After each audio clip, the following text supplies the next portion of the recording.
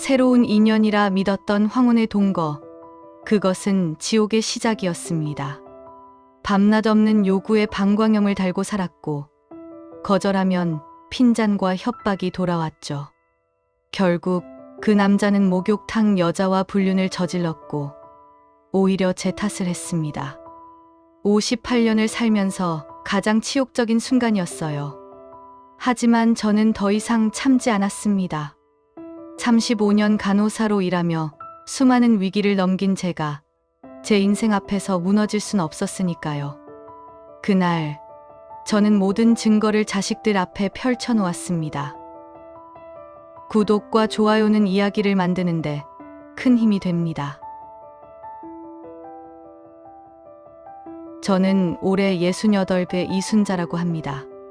평생을 간호사로 일하며 세 자식을 키웠고, 남편이 세상을 떠난 지 3년쯤 됐을 때 철수 씨를 만났어요. 그분은 전직 군인으로 30년을 나라를 위해 봉사하신 분이었죠. 저보다 3살 많았지만 정정하고 든든해 보였습니다. 처음 만난 건 동네 경로당에서였어요. 친구들과 차를 마시고 있는데 새로 이사 온 분이라며 누군가 소개를 해줬거든요. 철수 씨는 예의 바르고 말씀도 차분하게 하셔서 첫인상이 참 좋았습니다. 몇 번 우연히 마주치면서 자연스럽게 가까워졌고, 어느 날 그분이 조심스럽게 같이 살아보자는 제안을 하셨어요. 재혼이라는 형식적인 절차 없이 그냥 함께 사는 동거였지만 저는 나름 행복했습니다. 이제 좀 쉴 수 있겠구나. 누군가와 의지하며 편안한 노후를 보낼 수 있겠구나 싶었거든요. 자식들한테는 좋은 분을 만났다고만 간단히 말했고, 아이들도 엄마가 외롭지 않게 됐다며 반겨줬어요. 그때만 해도 저는 몰랐습니다. 이 만남이 제 인생에서 가장 고통스러운 시간의 시작일 줄은요. 함께 살기 시작한 지 한 달쯤 지났을 때부터였어요. 철수 씨의 요구가 시작됐습니다. 처음엔 자연스러운 거라 생각했어요. 하지만 문제는 그 빈도였습니다. 하루도 빠짐없이, 때로는 하루에 2번씩 저를 찾았어요. 60이 넘은 나이에도 철수 씨의 체력은 젊은이 못지않았습니다. 군대에서 단련된 몸이라며 자랑스럽게 말하곤 했죠. 저는 병원에서 평생 환자들을 돌보며 녹초가 되어 있었는데 집에 와서도 쉴 수가 없었어요. 밤 11시가 넘어 잠자리에 들면 어김없이 철수 씨가 다가왔고, 새벽에 눈을 뜨면 또다시 같은 일이 반복됐습니다. 몸이 너무 아프다고, 오늘은 좀 쉬고 싶다고 말하면 철수 씨는 기분 나쁜 표정을 지으며 한숨을 쉬었어요. 남녀 사이에 이런 것도 못 해주냐며 핀잔을 주셨고, 나이 들어서 무슨 변명이 그리 많으냐고 타박했습니다. 심지어 다른 집 부부들은 이 나이에도 얼마나 금슬이 좋은데 우리만 이러면 되겠냐는 말까지 하셨어요. 저는 그저 참았어요. 이 나이에 새로 만난 인연인데 헤어질 수도 없고 화목하게 지내야 한다는 생각뿐이었거든요. 석 달쯤 지나자 제 몸에 이상이 생기기 시작했습니다. 화장실을 갈 때마다 따끔거리고 아랫배는 늘 묵직하게 아팠어요. 병원을 다녀보니 방광염이라고 하더군요. 간호사로 일할 때도 한 번도 걸려본 적 없던 병이었어요. 의사 선생님은 조심스럽게 여러 가지를 물어보셨습니다. 과로는 없는지, 스트레스는 심하지 않은지, 그리고 부부관계가 너무 잦은 건 아닌지요. 저는 얼굴이 화끈거렸어요. 이 나이에 그런 이유로 병원에 오다니, 젊은 의사 선생님 앞에서 제 사정을 설명하는 게 너무 창피했습니다. 약을 처방받아 먹고 좀 나아지나 싶으면 또다시 철수 씨의 요구가 시작되고, 그러면 또 방광염이 재발했습니다. 일주일에 한 번씩은 병원을 들락거렸어요. 화장실을 갈 때마다 찌릿찌릿한 통증이 느껴졌고, 허리와 아랫배는 늘 묵직하게 아팠어요. 잠을 자려고 누우면 통증 때문에 뒤척이다가 겨우 잠들곤 했습니다. 그래도 철수 씨는 아랑곳하지 않았습니다. 제가 병원 다녀온 이야기를 해도 그저 나이 들면 다 그렇다며 오히려 저더러 운동이나 더 하라고 하셨죠. 저는 그때부터 알았어요. 이 사람은 제 고통에는 관심이 없구나. 저는 혼자 고민했습니다. 이대로는 안 되겠다 싶었거든요. 그래서 동네 친구 상철이한테 조심스럽게 상담을 했어요. 상철이는 남자지만 오랜 친구라 제 사정을 잘 아는 사람이었죠. 커피숍에서 만나 조심스럽게 고민을 털어놓았습니다. 상철이는 처음엔 어이없다는 표정을 지었어요. 그 나이에 그런 일로 고생하다니 말이 되냐면서요. 그러고는 이런저런 민간요법을 알려줬습니다. 고사리를 삶아서 매일 먹이면 정력이 떨어진다더라. 브로콜리를 많이 먹이라더라 하는 것들이었어요. 저는 지푸라기라도 잡는 심정으로 매일같이 고사리 나무를 해서 식탁에 올렸습니다. 브로콜리도 갖은 방법으로 요리해서 먹였죠. 심지어 한약방에 가서 정력을 억제한다는 약재를 몰래 구해다가 차에 타서 드리기도 했어요.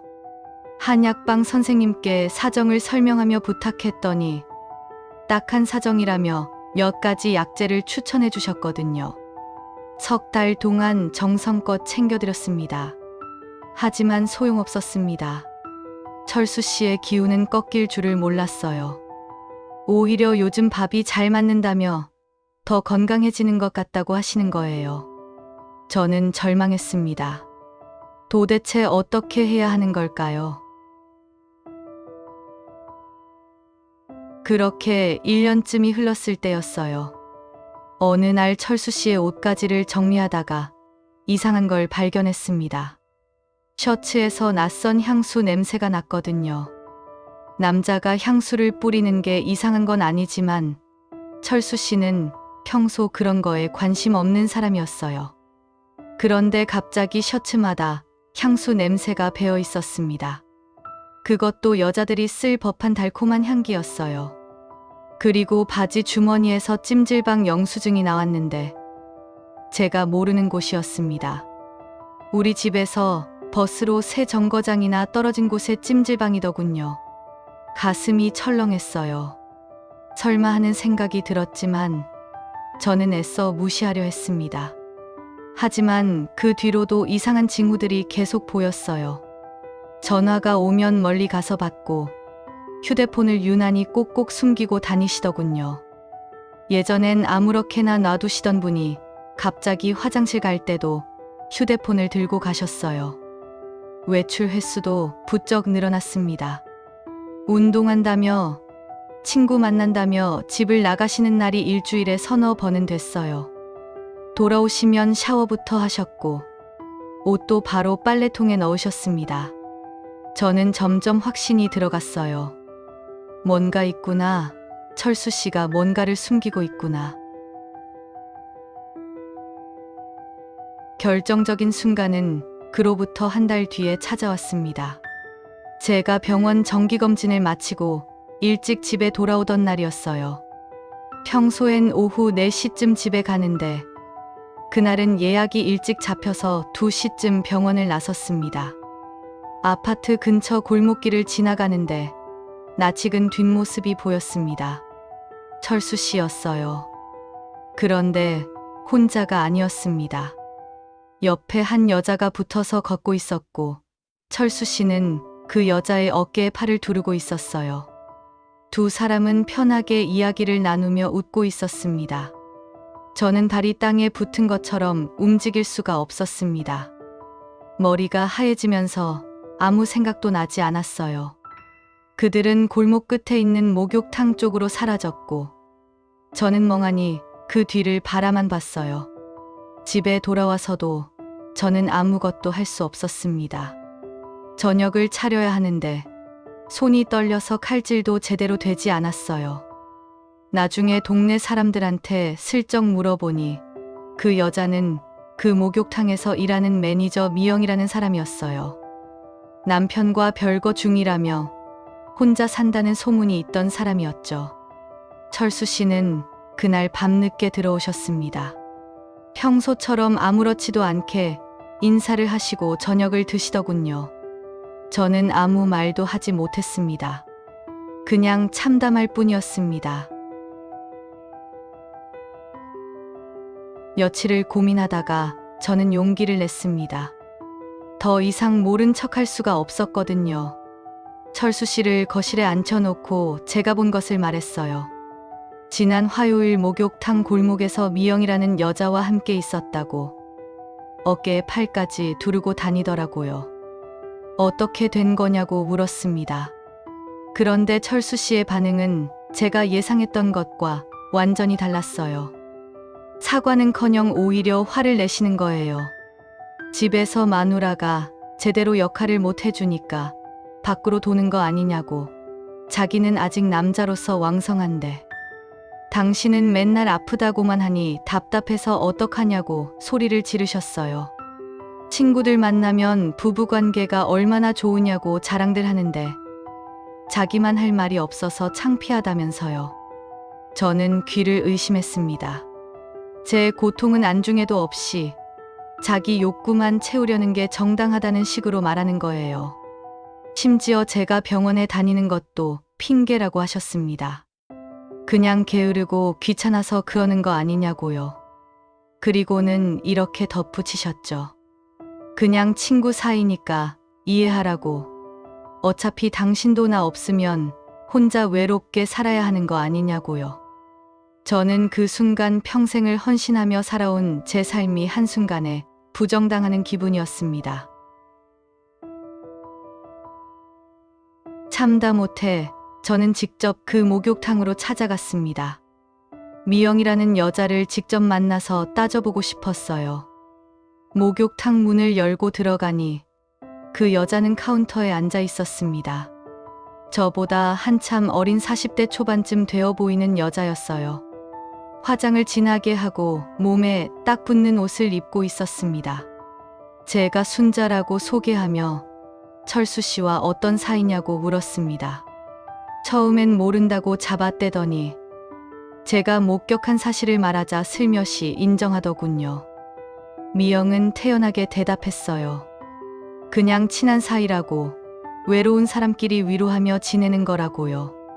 그러면서 자기도 남편이랑 별거 중이라 외롭다고. 철수 씨도 집에서 대접을 못 받아서 불쌍하더라는 식으로 말했습니다. 그리고는 도리어 제게 이렇게 말했어요. 남자를 제대로 챙기지 못한 당신 잘못 아니냐고. 나이 들었다고 그런 것까지 포기하면 어떻게 하냐고요. 저는 피가 거꾸로 솟는 것 같았습니다. 남의 남자를 빼앗아 놓고 오히려 저한테 책임을 떠넘기다니요. 목욕탕을 나오면서 저는 눈물이 났어요. 억울하고 분하고 제 자신이 비참하게 느껴졌습니다. 이 나이에 이런 치욕을 당해야 하다니요. 집으로 돌아온 저는 며칠을 알아누웠습니다. 몸이 아픈 게 아니라 마음이 아팠어요. 평생을 성실하게 살아왔는데 이게 제가 받을 대접인가 싶었죠. 아침에 일어나도 기운이 나지 않았고 밥을 먹어도 목으로 넘어가지 않았습니다. 거울을 보니 제 얼굴이 말이 아니었어요. 눈가는 푹 꺼지고 뺨은 홀쭉해지고 머리카락도 많이 빠진 것 같았습니다. 철수 씨는 제가 아프다고 누워 있어도 전혀 미안해하지 않았습니다. 오히려 약하다며 몸 관리를 못한다고 핀잔만 주었어요. 그리고는 여전히 밤마다 저를 괴롭혔습니다. 제가 몸이 아프다고 해도 듣지 않았어요. 저는 거부했지만 철수 씨는 무시했습니다. 같이 사는 사이인데 이것도 못 해주냐며 그럼 헤어지고 싶냐고 협박하듯 말했습니다. 저는 갈 곳이 없었어요. 자식들에게 이런 창피한 일을 말할 수도 없었고 이 나이에 다시 혼자 살기도 막막했거든요. 철수 씨는 제 약점을 정확히 알고 있었습니다. 심지어 어느 날은 미영이한테서 전화가 왔는데 제 앞에서 받으시더군요. 일부러 저를 자극하려는 것 같았습니다. 저는 그때 깨달았어요. 이대로는 안 되겠구나. 뭔가를 바꿔야 한다는 거요. 저는 다시 친구 상철이를 찾아갔습니다. 이번에는 모든 걸 다 털어놓았어요. 철수 씨의 외도 사실도, 제가 당한 고통도, 미영이라는 여자와의 대면도 전부 말했습니다. 상철이는 제 이야기를 다 듣고 나서 한참을 말이 없더군요. 그러다가 이렇게 말했어요. 누나, 그건 학대예요. 명백한 학대라고요. 나이가 들었다고 해서 참아야 하는 게 아니라고. 당신은 아무 잘못이 없다고 말해줬습니다. 그 말을 듣는 순간 눈물이 왈칵 쏟아졌어요. 제가 잘못한 게 아니라는 말을 처음 들었거든요. 상철이는 법률 상담소에 가보라고 권했습니다. 5년이나 함께 살았으면 사실혼 관계로 인정받을 수 있다고 했어요. 그러면 위자료도 받을 수 있고 재산 분할도 청구할 수 있다고 설명해 줬습니다. 저는 그 말을 듣고 처음으로 희망을 느꼈습니다. 며칠 뒤 저는 용기를 내서 법률 상담소를 찾아갔어요. 변호사님은 제 이야기를 차근차근 들어주시고 증거를 확보하라고 조언하셨습니다. 외도 증거, 학대 증거, 이런 것들을 모으면 충분히 위자료를 받을 수 있다고 하셨어요. 사진, 문자 메시지, 병원 진단서, 이런 것들을 최대한 많이 모으라고 하셨습니다. 그날부터 저는 달라졌습니다. 겉으로는 예전처럼 행동했지만 속으로는 차근차근 준비를 해나갔어요. 철수 씨가 외출할 때마다 시간과 장소를 작은 수첩에 기록했고 몰래 뒤를 밟아서 휴대폰으로 사진도 찍었습니다. 미영이네 목욕탕 앞에서 함께 나오는 모습, 팔짱을 끼고 걷는 모습, 찜질방으로 들어가는 모습, 이런 것들을 증거로 남겼어요. 손이 떨렸지만 꾹 참고 셔터를 눌렀습니다. 집에 돌아와서는 사진을 컴퓨터에 저장하고 날짜와 장소를 꼼꼼히 메모해뒀어요. 병원 진단서도 모두 챙겼습니다. 만성 방광염 진단서, 스트레스성 불면증 진단서, 우울증 소견서까지. 이런 것들이 다 제가 당한 학대의 증거가 될 수 있다고 했거든요. 의사 선생님께 부탁해서 소견서를 상세하게 써달라고 했습니다. 철수 씨는 제가 이런 준비를 하고 있다는 걸 전혀 눈치채지 못했어요. 여전히 저를 약하고 순종적인 사람으로만 여겼으니까요. 하지만 저는 더 이상 예전의 순자가 아니었습니다. 35년간 간호사로 일하며 수많은 응급 상황을 대처해온 제가 제 인생의 위기 앞에서 무력하게 당하고만 있을 순 없었어요. 석 달쯤 증거를 모으니 제법 쌓였어요. 때가 됐다고 판단한 저는 자식들을 불렀습니다. 큰딸과 작은아들, 둘째 아들까지 모두 모이는 자리를 만들었어요. 주말에 다 같이 저녁 먹자고 했더니 아이들이 다들 시간을 냈습니다. 철수 씨도 함께 있었습니다. 저는 정성껏 밥상을 차려놓고 조용히 말문을 열었어요. 먹기 전에 할 이야기가 있다고. 엄마가 지금 어떤 삶을 살고 있는지 너희들이 알아야 할 것 같다고요. 아이들은 무슨 일이냐며 걱정스러운 표정을 지었습니다. 저는 차근차근 설명했습니다. 철수 씨의 과도한 요구로 제가 얼마나 고통받았는지, 병원을 일주일에 몇 번씩 다녀야 했는지, 그리고 그가 미영이라는 여자와 불륜 관계를 맺고 있다는 것을 말했습니다. 모든 증거를 테이블 위에 펼쳐놓았습니다. 사진, 진단서, 제가 작성한 기록들. 자식들은 충격에 빠져 말을 잇지 못했어요. 큰딸은 얼굴이 새하얘지더니 손으로 입을 막았고 아들들은 분노로 얼굴이 벌겋게 달아올랐습니다. 철수 씨는 얼굴이 새빨개져서 변명을 늘어놓으려 했지만 증거 앞에서는 모든 게 무용지물이었습니다. 큰딸이 울면서 제게 물었어요. 왜 진작 말하지 않았냐고요. 저는 대답했습니다. 창피해서, 그리고 참으면 괜찮아질 줄 알았다고요. 자식들은 철수 씨를 용서하지 않았습니다. 특히 아들들이 격분했어요.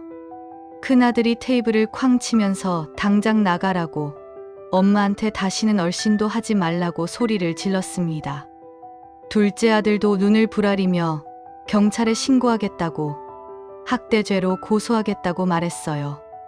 철수 씨는 평생 군인으로 살아온 자존심 때문인지 아무 말도 하지 못했어요.